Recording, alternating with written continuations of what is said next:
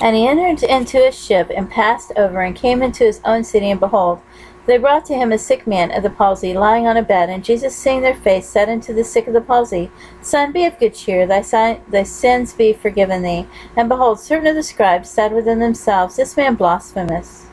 And Jesus, knowing their thoughts, said, Wherefore think ye evil in your hearts? For whether is easier to say, Thy sins be forgiven thee, or to say, Arise and walk?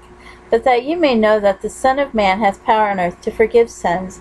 Then saith he to the sick of the palsy, Arise, take up thy bed, and go into thine house. And he arose, and departed to his house. But when the multitude saw it, they marveled, and glorified God, which had given such power unto men. And as Jesus passed forth from thence, he saw a man named Matthew sitting at the receipt of custom. And he saith unto them, Follow me. And he arose and followed him. And it came to pass, as Jesus sat at meat in the house, behold, many publicans and sinners came, and sat down with him and his disciples. And when the Pharisees saw it, they said unto his disciples, Why eateth your master with publicans and sinners? But when Jesus heard that, he said unto them, They that be whole need not a physician, but they that are sick. But go ye and learn what that meaneth. I will have mercy and not sacrifice, for I am not come to call the righteous, but sinners to repentance. Then came to him the disciples of John, saying, Why do we and the Pharisees fast oft, but thy disciples fast not? And Jesus said unto them, Can the children of the bride chamber mourn, as long as the bridegroom is with them?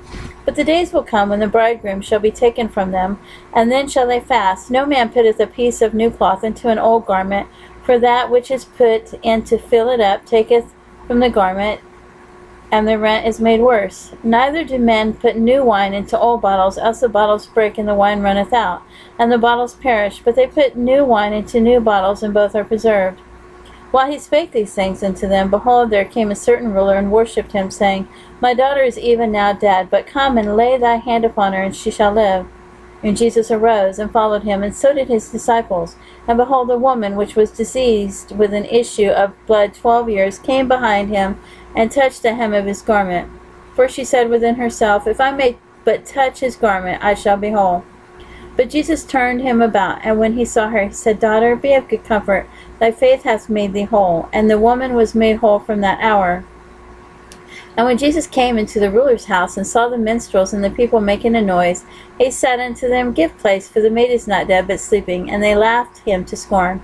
But when the people were put forth, he went in, and took her by the hand, and the maid arose. And the fame hereof went abroad into all the land.